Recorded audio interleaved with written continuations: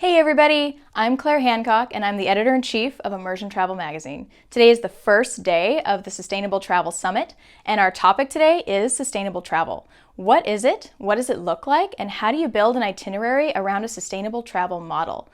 In order to answer these questions, we've brought in experts from around the world, including experts from the GSTC, Sustainable Travel International, Asia Ecotourism, and many more. You can ask these experts questions in our chat window, or you can hop on Twitter and ask questions via the hashtag ITMSummit17. Today is sponsored by Urban Adventures, and they're taking over our Instagram account today at Immersion Travel Mag, and they're giving away free tours. Find out more at our website.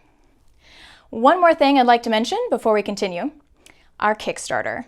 Immersion Travel Magazine wants to be everything that your travel magazine should be. But we can't do that without member support. So please go to our Kickstarter, sign up to be a member, and thank you for your support. Enjoy! Our next session is called Being Part of the Travel Better Club. Jeff Bolin from Sustainable Travel International will be talking more about this and divulging information about the new Travel Better Club. Learn how easy it is to start making better decisions when traveling, and how to increase your positive impact on the world. Jeff Bolin leads Sustainable Travel International's global efforts, partnering with governments, companies, NGOs, and communities to combat threats such as environmental degradation, overconsumption, and economic inequality. Jeff joined Sustainable Travel International in January 2016 as the organization's Chief Operating Officer. His background includes more than 25 years of management, business development, and strategic planning on a global scale in both the nonprofit and private sectors. He speaks Spanish, French, and Portuguese. Okay, well, Jeff, it is wonderful to have you here at the summit. I'm so excited to learn more about Sustainable Travel International and some of your travel experiences and how viewers can learn how to make better travel decisions and have better experiences. It's great to be here. Thanks, Claire. Excellent. Well, let's jump right in. I would first like to know how you define sustainable travel, that term. Yeah, that's one of those fun questions. When I've been asked that in the past, I somewhat differ, only in the sense of I think you really got to focus in on the question of what sustainable means, and besides the fact that it's an unfortunate, like many other things, it's an unfortunate buzzword. I think what is important in the discussion is this notion of how do you either in some ways try and make sure that the experience that you are able to have now is the same kind of experience that people are able to have in the future. And that can apply to, that can apply to anything. That can apply to seafood or cocoa. That can apply to, to hiking and backpacking, to any kind of thing. So I think I'd like to say sort of sustainable is really about this, things in equal state or similar state for generations to come. Now, I think the more important outcome than sort of the same state is even a better state, right? That's much more interesting to me, which is knowing that in our case, tourism has had positive and negative impacts. That where it's had negative impacts, you're able to sort of turn back the clock, so to speak, and realize if we stop doing some of the bad, we'll get back to some of the good. And that can be in things like, waste, right? We've all seen plastic water balls and whatnot. That can be in areas like protecting reefs or people engaging with wildlife. So I think if, a changing of the rules leads to something it's probably better than the typical definition of sustainable and goes on to something improving the conditions. In tourism, or when you apply the kind of the screen of tourism, I think there's a lot of logical conclusions or logical ideas come to mind, which is, again, it's about, that kind of experience. I can tell you that Machu Picchu today is not the same as Machu Picchu that I went to, I guess, for the first time 15 or 20 years ago, however many years it was. Is that sustainable? Well, it doesn't seem to be, because you're challenging waste and water and capacity issues over time. So when you talk about sustainable tourism, it really is that things like carrying capacity and waste and monitoring and management and effect on locals and effect on local revenues and effect on natural resources. So it just gets to be a specific deep dive when it is about that, the people and the place. Absolutely. Okay. So, when we talk about these effects that tourism has on a location, things get very broad very quickly, I feel sometimes, and so it's hard for one viewer, one traveler, to understand the impact that they have individually. Yeah. And so I would like to kind of dive more deeply into that, and what can one person do to really cause like a positive ripple effect with the decisions that they make. Yeah, it's hard, if you're the Ministry of Tourism in an area, or the largest tour operator, largest hotel, for example, you can say, if you're the largest hotel, you can say tomorrow, we're no longer using plastic water bottles, only reusable. Right? You can do that, and your effect can be significant. If you're you flip it over and you say, I'm the traveler that's just gone to Nicaragua or to El Salvador or to Spain or wherever it might be, you're really one dot or one needle in a gigantic haystack.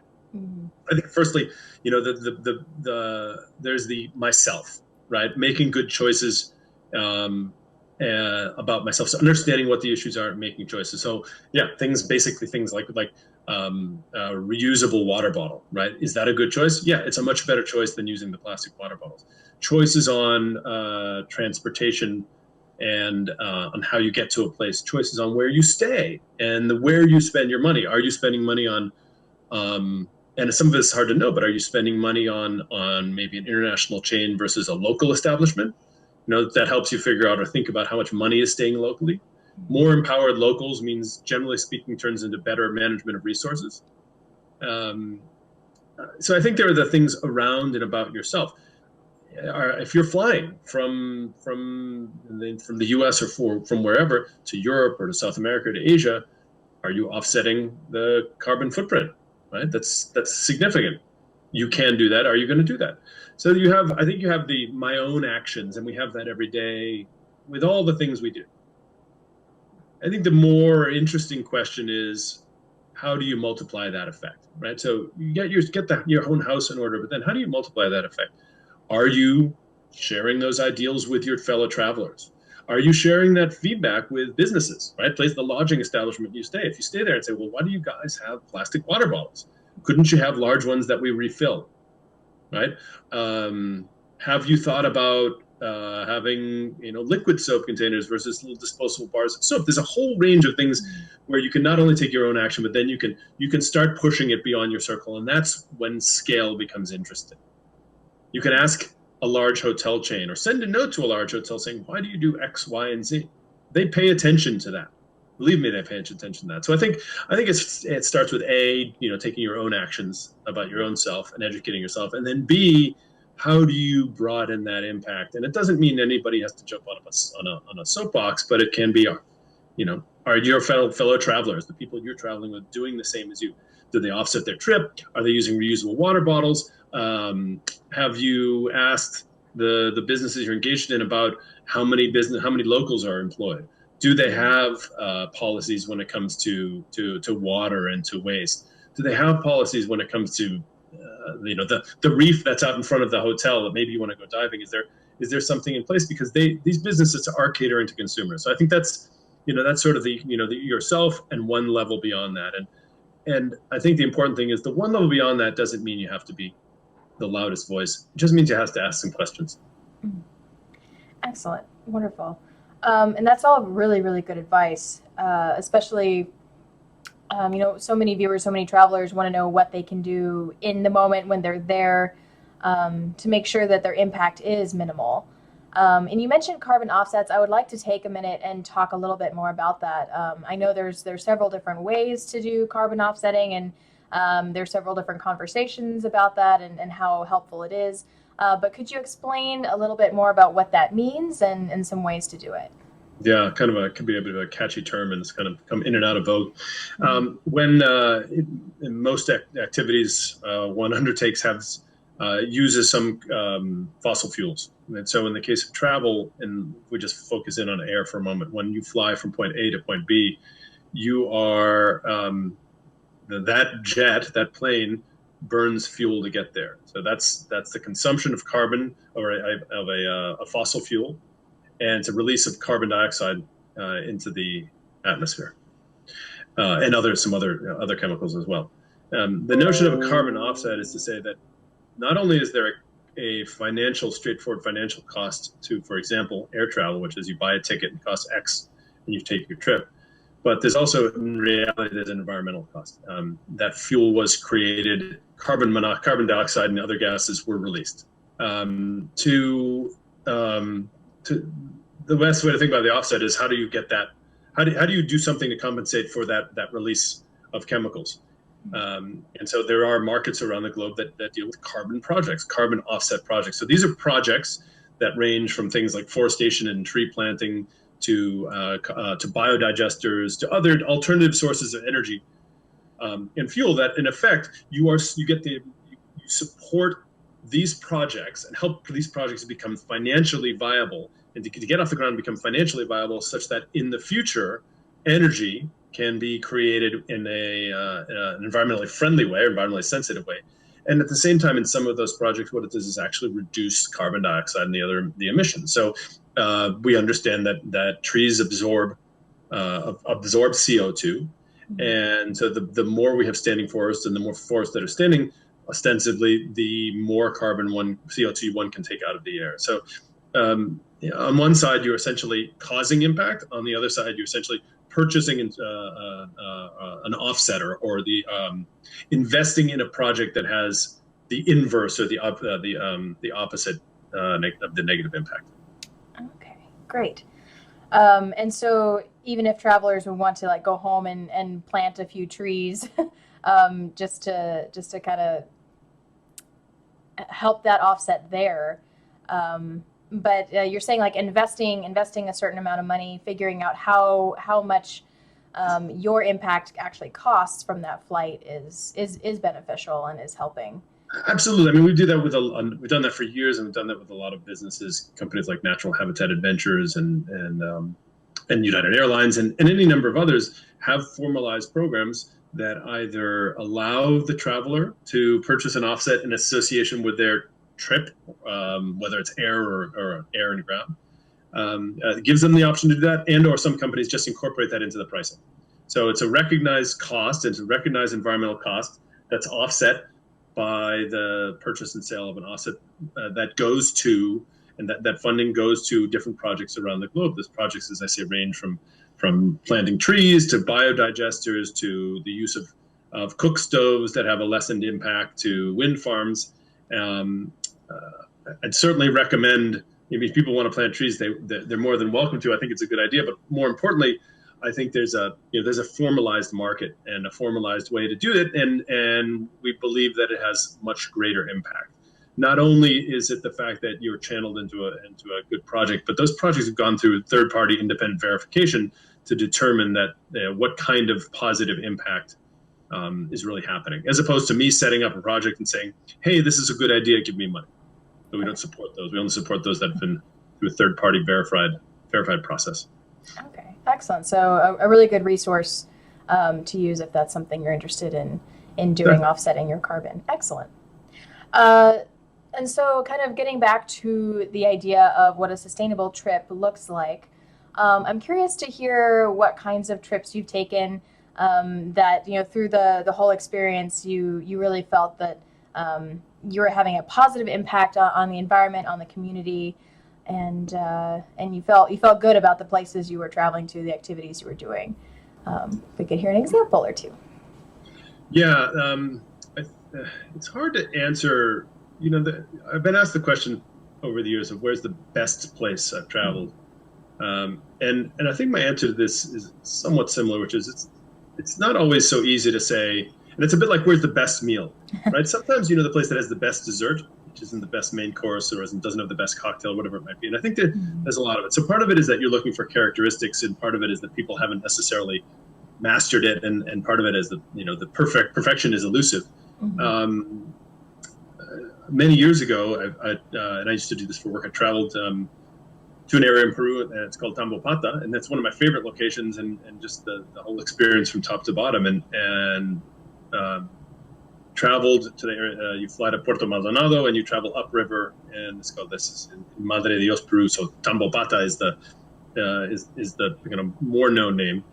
And what I can tell you is that the trip from soup to nuts, so to speak, was incorporated low environmental impact. Seemed reasonable. They were using, you had motorized dugout canoes to get upriver. And so there's only so much you can do in that case, but staying in a lodge built out of local materials, built by locals, lodges that are partially owned by locals or owned and staffed by locals, doing activities that are fully engaged with the environment. So whether you're wildlife viewing, volunteering in a community or helping on a community project,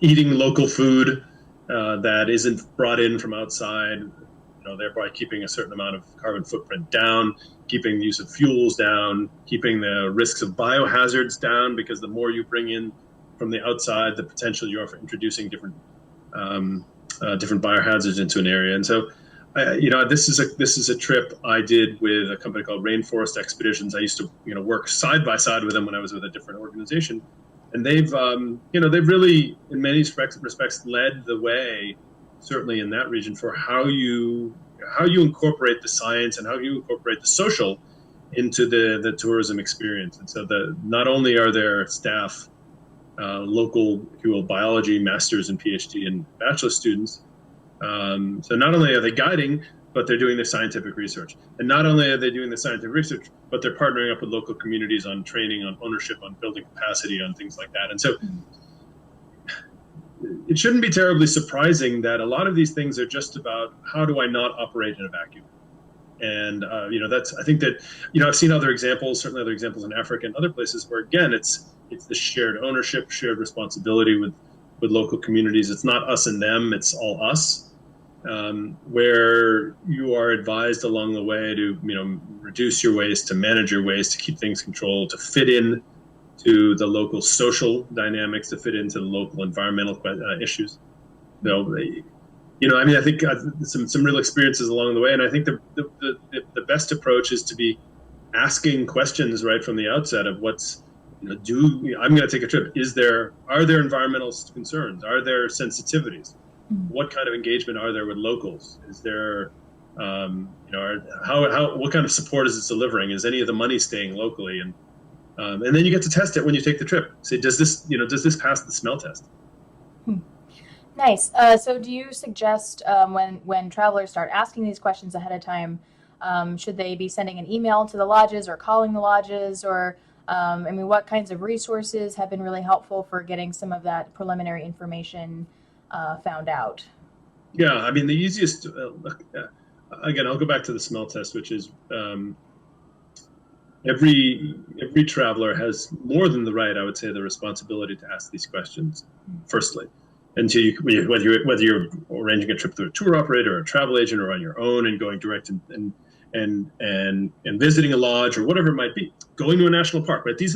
Ask the questions. They can ask whomever you want to start with, and then decide on the answers, right? You'll tell if the answers are legitimate, right? You'll be able to tell yes, we have if you're asking do you have a policy around wildlife engagement, they come back and say we have recycling bins in every room, that ought to be a sign to you that they don't know the answer. If they come back and say, we do have a recycling policy or a waste management policy at our property, but we're going to have to get you some more information on wildlife. Well, I think that's a fair and legitimate answer. But you really just pay attention. Like these are, most tour operators, most lodges, particularly in environmentally sensitive areas, they should know these issues. How well they answer to you should be the signal of, is this the kind of experience I'm looking for, or are they not in tune with what I want? So STI recently started a new project called the Travel Better Club. And as far as I understand, it really kind of helps travelers ask these questions and make better decisions and have a wholesome, less impactful experience. I wonder if you could kind of tell us more about that and where it's headed. Yeah, sure. There's something you just said there at the end, which is it's really interesting. You said less impactful, which is true. I think before diving entirely into this travel better, and I'm happy to talk about that. I think consumer travelers are by and large looking for more than just less impact. I mean, we want them to be that way. I think we all understand why. But I think there's two things happening at once. One is this continual of like, well, yes, less impact is a good thing. The other is the same kind of dynamic that's happening that we've seen happening over the last, let's say, 5 or 8 years for example, in the U.S., which is if you go to a restaurant and it says local, right? Where is that beef from, or these peas are from, or that vegetable, or the drink? It's assigned to a local farm or a local ranch or a local producer, and I think that's the other piece of what travelers are looking for right now is not only the environmental, well managed environmental or sustainable trip, but at the same time is how do I get closer to the reality, right? The local experience. I don't want to watch things. I want to be part of things. And so that's the other piece of it. So when it comes to travel better, because travel better is not just an environmental question. The travel better is club and community was intended to do a couple things. One is it's intended to capture the fact that consumers or travelers are looking for more. And I think we can all relate to the fact that you work hard, you're 52 weeks during the year, you probably are not traveling nearly as much as you'd like. So when you think about what's fun or what's positive experience when it comes to travel and tourism, it's the planning, it's the taking the trip, and it's the sharing afterwards. And that doesn't, sadly for most of us, that doesn't occupy 52 weeks a year. So part of this is just how do you at a pleasure and an engagement level broaden the experience to more time, right? Presumably if you're exchanging and thinking about trips or thinking about experiences on a more frequent basis, that's a positive. At the same time, the other component was of why travel better was to say, look, travelers clearly have a voice and a say in changing the future. We've historically done a lot of work with governments and with businesses because, as we said before, if a government says no more plastic water bottles, you can spread that decision widely. Same with the business. If they say from here forward, we're only using electric vehicles, for example, and that impact is broad, but we've done that and we continue to do that. We just felt it was time to start trying to engage consumers in the equation. Why? Because you take your typical large airline or large company CEO, and if they get 3 or 5 emails from customers saying, why do you do this? Or really, we want you to stop doing it. Believe me, they listen. They listen quickly. And so the ability to harness the consumer's voice in trying to be part of this mission was the other driver behind Travel Better. And so it's not intended to be preachy. It's really intended to say, how do you create a better experience? And then how do you use that consumer voice to kind of change the pathway that we've all been on? Okay. That was why Travel Better was created. Wow. Very cool. So the way that it's set up, there's what I think a 30-minute class that you can listen to, you can take, and then you pay a fee, and then you're part of this amazing community in this club. What kinds of resources are available if people are interested in learning more, or if they're interested in possibly giving their opinion or giving their story or contributing to the community? How is a Better Travel Club set up for that kind of? Yeah, well, I mean, to start with, one is we designed a 30-minute online course to be educational, right? We think about a lot of these issues every day, and wanted to make sure that I mean, it's not a course and you're handing in a term paper and you suffer through it. It's intended to educate you and make you, in effect, a better traveler, smarter traveler. And so there's a whole set of topics in there that some of which you'll be aware of as a traveler, and some of which you might not have. How to choose, what are the issues might be involved. It's not a yes or no, right? There's no right or wrong. It's just understanding inherent trade-offs. So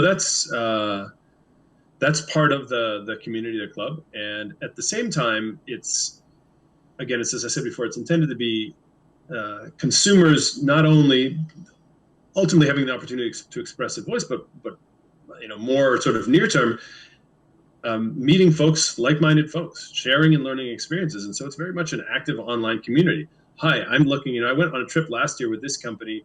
I see that they're not, they don't really do any trips to Southeast Asia. These are the things I'm looking for. Does anybody have any ideas? Any thoughts on who does a great job when it comes to,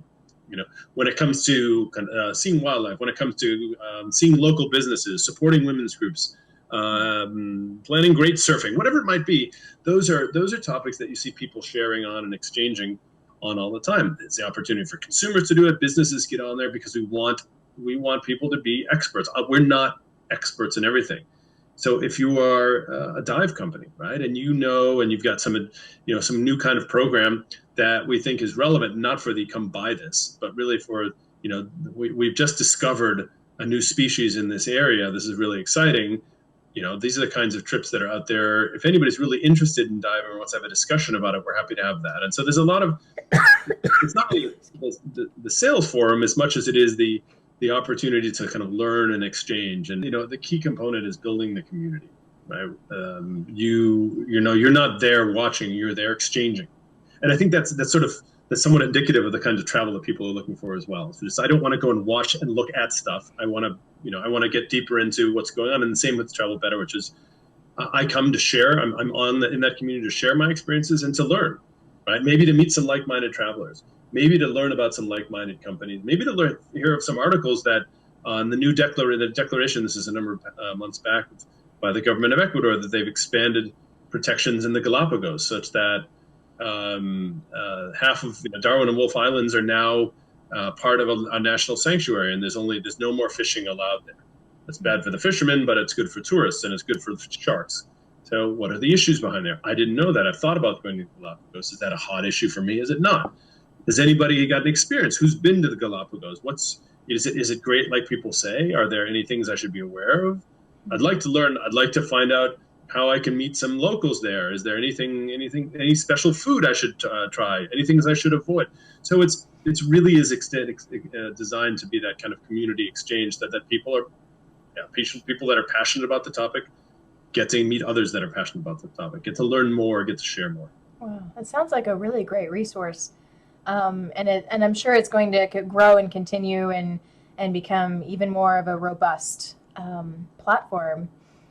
I'm curious to see what plans STI has for the future. I mean, are any upcoming projects or things that you are continuing to build on? Oh, well, all of the above. I think our focus these days is more and more on the Americas region. So we're very active, for example, in two programs, one called the Sustainable Destinations Alliance for the Americas. It's kind of a program across Central America and Caribbean, and trying to not work with one destination, trying to work with 30 destinations to kind of up their game, so to speak. And that's a general statement. But up their game when it comes to thinking and planning and engaging and identifying the priorities and how tourism is helping, how tourism isn't helping. And that's both environmental and social issues. We're very active in something called the Mesoamerican Reef Tourism Initiative, which is focused on the Mesoamerican Reef. That's the second longest reef system in the globe after this Great Barrier Reef, and it's under threat by tourism. Visits to Cancun or Tulum or Riviera Maya and Playa del Carmen, people are going there and snorkeling and diving, and yet that reef isn't well protected. It's not well protected because there's been such growth in tourism that you have hotels in particular, but a lot of water and waste and other effluents that are making it into the water, making it into the sea, that obviously have a significant impact on reef health. And so those are two big programs for us. I think the other thing that's quite, it's I don't know if that's an intended path, but it's what we're seeing now, and maybe this is just a bit of a trend, is we are seeing a lot of people doing a lot of asking about carbon offsets. And I tend to think it's a response to the covert U.S. administration, essentially gutting environmental policies. And we see individuals, and in particular, we see businesses saying, what can I do? I need to do something because the government isn't. And so we're seeing actually a lot of response, backlash. I'm glad we're seeing it. I wish we didn't have to see it, but I'm glad we're seeing it. that companies are saying, well, we need to start doing something more and be part of the solution. So I would say that. And as far as sort of future direction for us, I think you're going to see STI investing more. In fact, I know you're going to see STI investing more time and energy and focus, not only in the question of travel and tourism, but really in the question of economic drivers. And so, what in a local context, what is it that causes, or what is it that leads to or allows environmental degradation? Typically, it's because locals are not empowered. They don't have enough, they're not earning enough money, enough resources, so they're not able to necessarily manage the environment as well as they'd like. And so, I think you're going to see expansion of us from into broader enterprise issues that may have a clear association with tourism. So that can be small enterprises supporting women's groups, supporting collectives, making sure that other associated businesses or other associated revenue streams are also kind of fitting into this larger picture, because we believe that locals are the stewards of their land, and if they're in a better circumstance, a better situation, we'll have better outcomes. Wonderful. Yes, I agree with that. And earlier, we've been screening a documentary called The 2.5% Osa Peninsula. It was created by Eitan Elterman and Marco Bollinger. And they went into the Osa Peninsula in Costa Rica and really talked to the locals there, and found that many of them are trying to create a sustainable travel, a method for them to make money through sustainable travel and also keep their culture intact, keep their environment intact. And, many of the community members were a part of gold mining. They were miners who would, mine gold and precious metals and then sell those, and that's how they made their living. Mm-hmm. And then the government came in and they, wanted to protect this beautiful wildlife, and so they created a huge park. And and many of the gold mines that the locals mined were in this park, and it became illegal for them to do so. And so, a lot of, political, economic issues were going down here, and tourism wound up being the answer for a lot of individuals. And a lot of them are still trying to figure out how best to maneuver in this new industry. But it's interesting to see case studies like that and to see what tourism is really playing a part. Yeah. I've spent time. I was in the OSA a number of months back. Costa Rica is an interesting scenario in general. It's got obviously the reputation as being an ecotourism center of the world, and they do a lot of great things. The OSA is one of the last vestiges of but one of the last vestiges of kind of untrampled area. It's still kind of off the beaten path. That's changing. I saw a large cruise ship kind of working its way through the Gulf. I know that there was a large an international hotel chain has secured a concession to build a property or renovate a property in that area. And you're right. The area in terms of locals is historically people in certain areas gold mining and poaching, which is super typical when it comes to in and around protected areas. The tourism is successful. Ecotourism, sustainable tourism is successful in the area, and they're working down really great paths. There's a lot more work to be done because Corcovado National Park is there's a lot of illegal mining going on straight away, and there's poaching going on. So it's directionally really interesting. I'd say there's two different dynamics. One is how do you continue to create opportunities, really sort of environmentally friendly and financially viable opportunities for locals to kind of leave one set of practices and move to another. And at the same time, how do you not drive so much activity that you turn it into a Disneyland, right? I think that's those are the pressures from the two sides. Yeah, absolutely. And there's a lot to consider when trying to pick a destination to travel to. Does a lodge overbook? Do they have too many individuals who are utilizing those resources beyond what can be sustained? And there's so many things to think about. Yeah.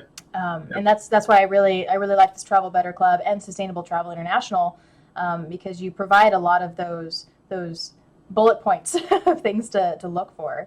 Well, that's what we try. There's one thing I want to mention, which is that Travel Better, you mentioned before, and I didn't, it sort of slipped right by.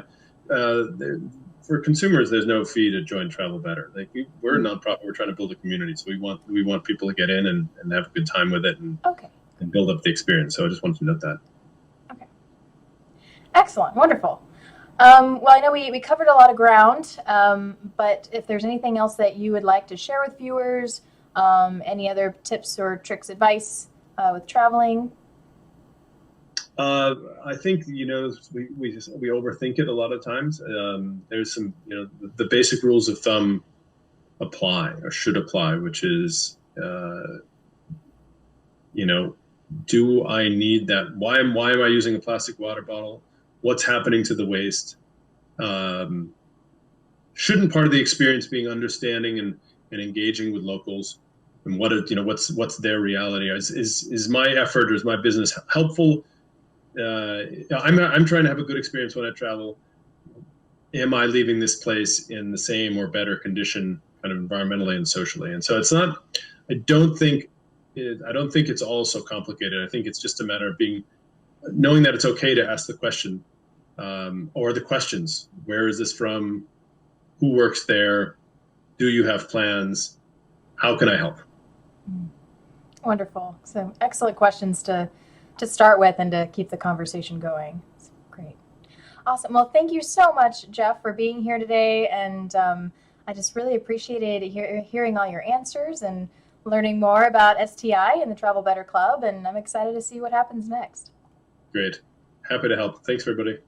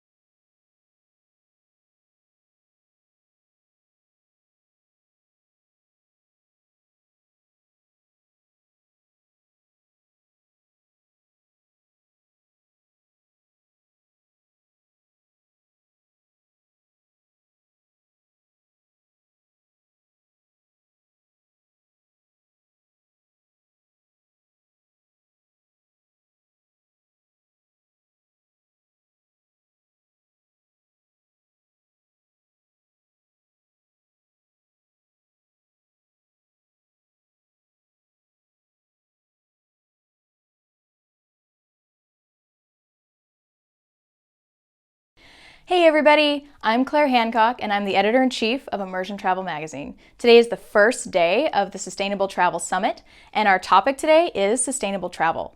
What is it? What does it look like? And how do you build an itinerary around a sustainable travel model? In order to answer these questions, we've brought in experts from around the world, including experts from the GSTC, Sustainable Travel International, Asia Ecotourism, and many more. You can ask these experts questions in our chat window, or you can hop on Twitter and ask questions via the hashtag ITMSummit17. Today is sponsored by Urban Adventures, and they're taking over our Instagram account today at Immersion Travel Mag, and they're giving away free tours. Find out more at our website. One more thing I'd like to mention before we continue, our Kickstarter. Immersion Travel Magazine wants to be everything that your travel magazine should be. But we can't do that without member support. So please go to our Kickstarter, sign up to be a member, and thank you for your support. Enjoy! Have you ever wondered why it feels so good to give back? Well, Jessica Blotter from Kind Traveler will be talking about why it feels so good to travel kindly in our next session. Did you ever have a craving to do more than travel while on vacation and positively impact the places you visit? Well, Jessica is going to give us 10 impactful tips on how to become a force for good when you travel, creating a more conscious, mindful, and purpose-filled vacation that leaves you feeling complete. You'll also discover from a psychological and physical perspective why making positive choices that reflect kindness to yourself, others, and the environment actually feels good. Join us for this illuminating presentation designed for a better you and a better world. Jessica Blotter is a journalist, speaker, advocate for the greater good, and CEO and co-founder of Kind Traveler. Kind Traveler is the first Give Plus Get hotel booking platform that transforms travelers into a force for good that benefits communities, animals, and the environment. As a journalist with a heart for travel, sustainability, social impact, and animal welfare, Jessica has had articles published in Fast Company, CBS Los Angeles, Hospitality Design, One Green Planet, and many, many more. As a speaker, she's presented on the stages of TEDx Culver City and regularly contributes to hospitality associations and travel events.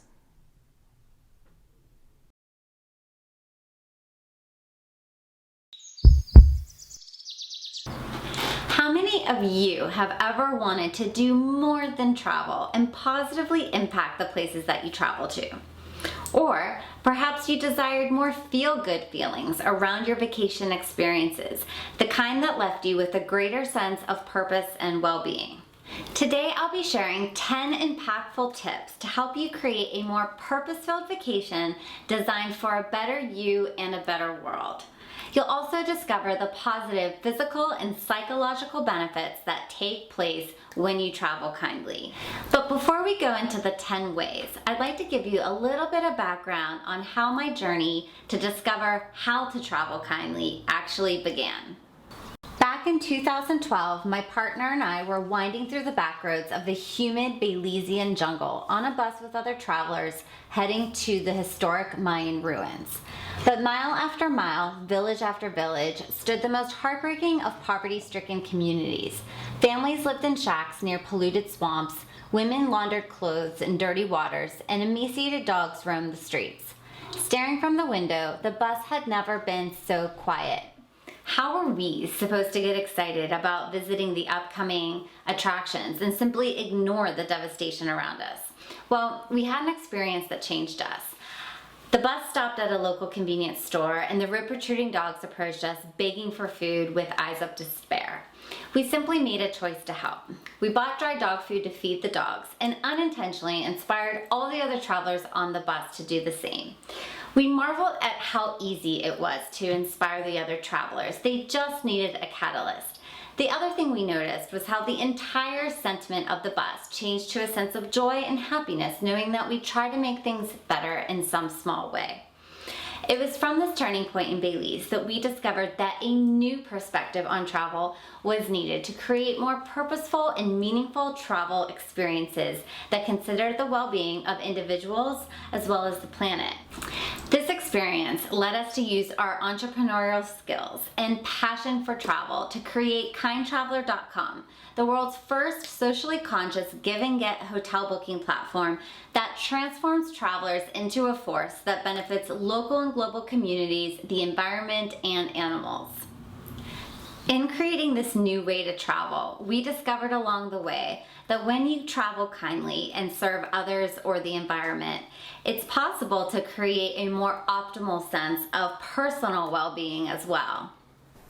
Traveling kindly is made up of 3 core pillars that include giving back, making responsible travel decisions, and inspiring personal well-being. From here, we will explore 10 ways that you can travel kindly. Let's explore the first pillar, giving back. The most immediate and direct way to give back is through financial means. Furthermore, did you know that giving in the form of a charitable donation or volunteering has been scientifically proven to be one of humanity's highest hopes for creating happiness? Well, when you give a financial donation to a charity or volunteer, the region of the brain associated with pleasure, social connection, and trust is activated. Not only does this make us feel happier, but it also has been proven to make us healthier by reducing stress while evoking a greater sense of gratitude. One easy way to give back is to use Kind Traveler to book hotels. Travelers give a $10 nightly donation to a local charity that positively impacts the place they are traveling to, or to a favorite global charity. As a reward for the donation, they unlock exclusive hotel rates and are also filled up with a greater sense of purpose and fulfillment, knowing their travel dollars are serving the greater good. 100% of donations are given back to the charity partners. Another way you can give back is through volunteering. Dedicating just 1 or a few days of your vacation to volunteering can have an incredible impact on your levels of happiness and fulfillment, while also creating a lasting memory that positively impacts others. Charities on the Kind Traveler website offer tips on how travelers can get involved and do good for the day. Look for opportunities such as beach cleanups, helping out in a local soup kitchen, or bringing supplies needed to support local schools or animal shelters. There are other ways you can give back without making an actual charitable donation or volunteering. This takes us to the next pillar of traveling kindly, which is centered around making responsible travel decisions. Knowledge is power, and when you're educated to know the difference between decisions that could positively or negatively impact communities, it's possible to feel a greater sense of empowerment. In this next pillar of making responsible travel decisions, we will explore how you can travel kindly and benefit local communities, the environment, and animals. Here are a few ways you can support local communities when you travel. Choose activities and experiences that positively impact the local communities. One of my favorite places to explore and book social impact experiences is visit.org. For example, you can book a tour that helps preserve Costa Rican wildlife and benefit the Jaguar Rescue Foundation. Another tip is to always eat local. Dine in locally run cafes and restaurants and buy locally grown produce. Avoid eating at chain restaurants. Another tip is to buy local. When buying souvenirs on your travels, look for local and handmade souvenirs. Keep an eye out for souvenirs made by local artisans. Always consider local hotels that are committed to giving back to the community. Another organization I love that supports local communities is Pack for a Purpose. Simply use a small amount of space in your luggage to pack supplies needed by community projects around the world. In our next pillar in making responsible travel decisions, let's look at ways you can be kind to the environment. Trash disposal is often problematic in developing countries, and as kind travelers, we must all work to keep the environment clean. Follow these tips to travel kindly and feel good on your next trip. Try going plastic free. Bring reusable bags to replace plastic versions. Bring your own refillable water bottle. We love Hydro Flask. Just because you can't bring water on the plane doesn't mean that you can't bring your own water bottle and fill it up once you're past the gate, avoiding the purchase of plastic water bottles in the terminal as well as on the plane. Always sit down at restaurants rather than ordering takeout to avoid excess plastic. Another thing you can do to reduce your carbon footprint is to choose local or public transportation, or better yet, walk or rent bikes. One way scuba divers can help protect our ocean planet is to ask local dive centers if they participate in Project Aware's Dive Against Debris program. Divers can help remove undersea litter and report results to drive future legislation. Project Aware is also a charity on the Kind Traveler platform where a $10 donation will unlock exclusive hotel rates. Lastly, you can learn more about how to reduce your carbon footprint by exploring the Leave No Trace website and its 7 principles to enjoy our natural world in a sustainable way. Tip number 5 in our responsible travel pillar explores how you can give back to animals by making decisions that do not promote cruelty or exploitation. Across the globe, animals are suffering to keep tourists entertained. Avoid elephant rides and animal performances and circuses. Elephant rides and performances may be sold as harmless fun, but investigators from Animal Defenders International have revealed severe abuse behind the scenes. Another tip is to avoid photo opportunities using animals as props. The wildlife trade is a multi-billion-dollar industry where animals are snatched from their natural habitats and held in captivity for various purposes, including for pets and photographic habitats. Always avoid swimming with dolphins and wild orca shows. It is proven that captivity causes dolphins and whales psychological suffering, but even with widespread opposition, some zoos around the world continue to acquire marine life through controversial drive hunts. Always avoid the purchasing of products made of animal parts such as ivory and furs, as well as consuming shark fin soup. Buying these fuels extinction rates and needless suffering. The third pillar in Traveling Kindly is about how you can enhance personal well-being through travel. When it comes to feeling good when you travel, alongside giving back and making decisions that leave you feeling empowered, being kind to yourself and optimizing mental and physical health should be at the top of your list. Americans don't take the vacation days they should, and in turn suffer from stress, a leading cause of heart disease and stroke, the number one cause of all deaths globally. In fact, in one of the largest research studies by Project Time Off, it was revealed that 55% of American workers left vacation days unused in 2015, a steady decline that has continued since 2000. But taking vacations has been proven to lead to higher levels of happiness, better physical health and well-being, spark creativity, and improve relationships. So my 6th tip to feel good and travel kindly is to capitalize on the science of vacationing.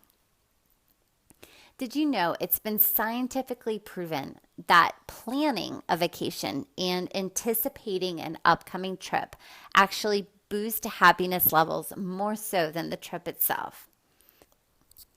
A few ways to savor the countdown include researching the fun things you'll do, prepping a vacation playlist, and watching movies or reading books that are about your upcoming destination. Tip number 7 is knowing that 3-day weekends can bring as much pleasure as longer trips. Since the pleasure of a vacation comes from 3 sources: anticipation, experience, and reminiscence, and the most pleasure comes from anticipation, planning more frequent but shorter vacays can maximize enjoyment. Number 8 is about spending on experience versus things. Spending money on experiences versus material objects has been proven in recent research from San Francisco State University to lead to higher levels of happiness. The thrill of purchasing things fade, but the joy and memories of experiences last a lifetime. Number 9 is about spending time in nature. Research states that spending time in nature has been proven to have numerous positive benefits for the body, mind, and soul. Some of its healing powers include stress relief, decreased anxiety, creative inspiration, and increased self-awareness. Make it a point to get outside and spend time in nature on your next trip if you want to feel good. And number 10 in the well-being sector is to unplug completely when you travel. Try a digital diet on your next trip to get the most out of each moment. Spend the digital free time away from your cell phones and laptops, focusing on your relationships and activities that you enjoy to get the most out of your vacations. Thank you for listening in. For more tips on how you can travel kindly and be a force for good, head on over to kindtraveler.com, where you'll find me blogging, or you can find us on social media at Facebook, Twitter, and Instagram.